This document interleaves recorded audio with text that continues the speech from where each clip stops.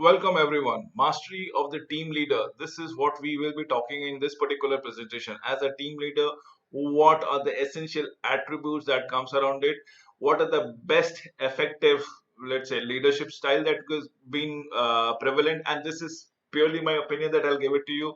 And I'm sure the audience of this particular video will take a cue from it to adjust their leadership style or leadership. So basically, who is a team lead? It's the person who's given the responsibility to provide direction, guidelines, instruction. Now, this is where this gentleman or this wonderful lady will provide a kind of sense of direction and instructions to the followers or the team members. This is all about leadership. Why do they have to follow the direction or guidance? Because this means there is an allocation, effective allocation of resources. This means a faster achievement of the team goals. This means that everybody's contribution would be acknowledged. So essentially, nothing are the three things that we need to go around it. First and foremost, it is focused onto the goals. Second, and through the most important thing, a leader should be a magnet that encourages contributions from other members. This is what we are looking into it, and this is where the allocation of resources comes around it. He or she is the team motivator. This is what we are looking as into the factual uh, validity of a great team lead. So, excellent motivator, have a personality that emancipates performance from other team members, and definitely is always goal directed. So, a quality team lead should have what? Excellent communication skill. This is what I am trying to tell it to you. A person with an excellent communication skill should also embodies confidence. That is what is very important. So even if he is not very sure, but mere fact that he or she displays or exuberant confidence in front of his team leader, team, he or she will actually ensure that the team is going beyond their discretionary and putting in some their discretionary effort beyond the regular effort, putting the discretionary effort to achieve the organizational goal. This is all about strategizing and tackling progress. Remember, this is what we are looking into it. Even if the team lead is not very confident, but the body language will effuse enough confidence into his or her team so that they go beyond the screen. They will put in discretionary effort altogether and ensure that the organization reaches its goals altogether, has a sense of delegation, and should not be very self-centric or should not be very biased altogether. They would look for individual contributions, cultivate and maintain an environment of fairness, honesty, and transparency. Remember, until and unless people view you as an honest person, as a transparent person, or as a fair person, people will not go beyond their skins to help you out achieve the team goals. This is what we are looking into it. So excellent communication skill should exhibit confidence, should be able to understand the short term goals and the long term goals, should be having the faith in the team member as for delegation is concerned, and he or she should be perceived as a fair person and absolutely live up to the reputation that the team lead is. Tell it to you, look into it. Peer motivation and encouragement. This is 33%. Absolutely 33%. Remember, desire for good job is your individual instinct. It's the instinct that creeps in, that is there inside you, and nobody can do anything. But these two can be manipulated. That's one third of the job that comes around it. This is just peer motivation and recognition and encouragement. We are talking about it. As a senior, management cannot be expected to be lavish on the employees. With this, frequently the team leader comes to the rescue. He or she is on hand to administer encouragement on a day-to-day basis, on a daily basis, on an hourly basis. Give constructive criticism, give solid feedback, encourage them with his or her support, and be looking out there for their backs altogether every time. The team leads look beyond common goals to individuals, effort, recognizing, and sometimes rewarding outstanding performances. This is what I am interested or want to percolate this to the audience of this video. The team lead, remember, looks beyond the common goal, looks at the bigger picture, in wherein the individual efforts should be recognized, and often, more often than not, should be rewarded for such outstanding performances.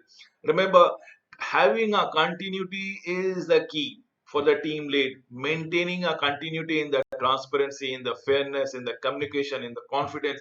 Remember, constance and lead.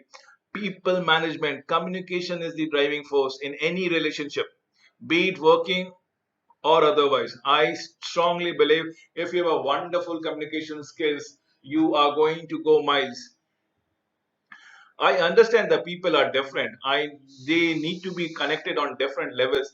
I'm also flexible and intuitive enough to reach to them on a various needs and plane. This would contribute to facilitations and delegation of duties. Simply put forward, facilitations and delegations of duty that the people would be having it, and that trust that the team leaders should be enjoying.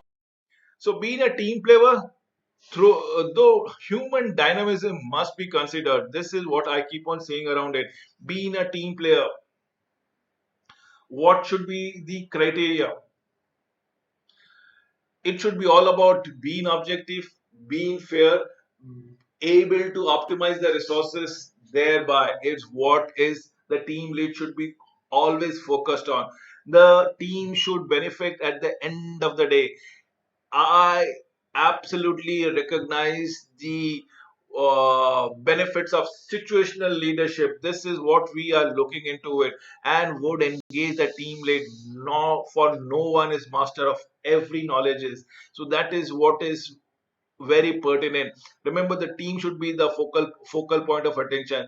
The overall objective should never be diluted. Allocation of resources should be always be optimum, and it is in the situation that the person is who is going to judge the situation in the best possible. So great leader serves to by example. This is what we look to go around it. Always would strive to work harder than the team member. The leader has to work much harder, at least twice as hard as any individual team member.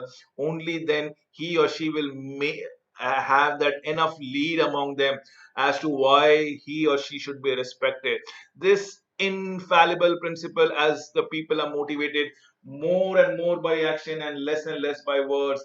Remember, words after a time being would sound very hollow. It is your word that speaks. It is your action that speaks like thousand words altogether. So leader has to lead by example time. Mm, So, what is my leading principles? Absolutely, the leading principles are all about objectivity, all about motivating, focusing, being focused on the goal. The goal can never be diluted. The goal can be enlarged. Now, what is meant by enlarged?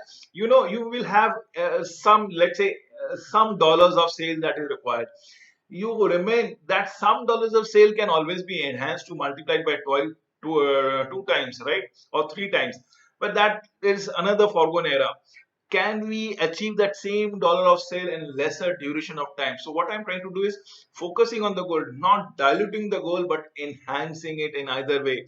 So tough decision making, this is one of the greatest parameter where you have to communicate the negative consequences in a positive fashion. It is all about your relationship building skills. That is all about here.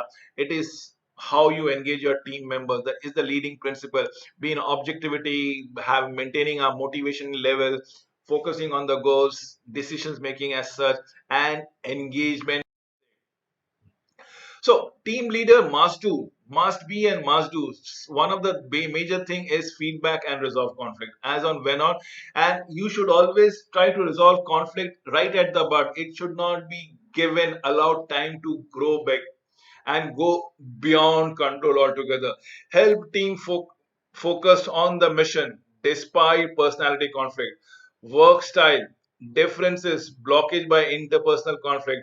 Remember, build trust and inspire teamwork, coach team members and grow members towards a higher level of performances. facilitate the support of team decision. Every now and then facilitate the support of decision thereby.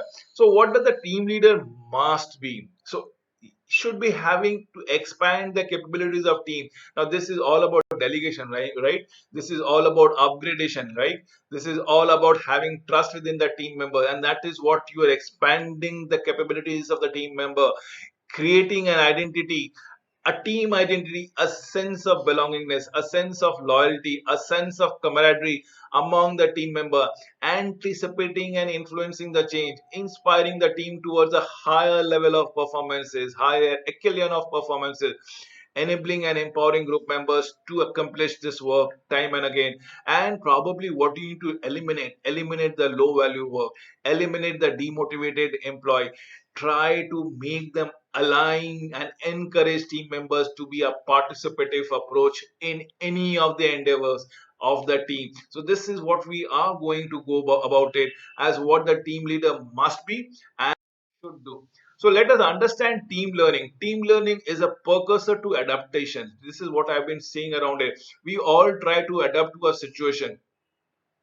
Rather than just be motivated to do certain things, we should be ingrained. That instinct should come built in within us as to why should we be able to learning the effectiveness of an uh, leader. That is what we need to go around it. Why is a leader in the first place? What are the qualities, what are the characteristics he or she exhibits? Can, if we can understand them, if we can replicate them, nothing like it. That is what is learning is often precursor to adoption, wherein the leader multiplies a number of leaders within the team member, and it become a HPWS, high performance work system altogether. Team learning is all about changing the team knowledge, team skills when it comes with the shared experiences. This is has been mentioned by Ellis in leadership capacity. Individuals collect knowledge, skills, and abilities and share it with team. This is all about being outcome based.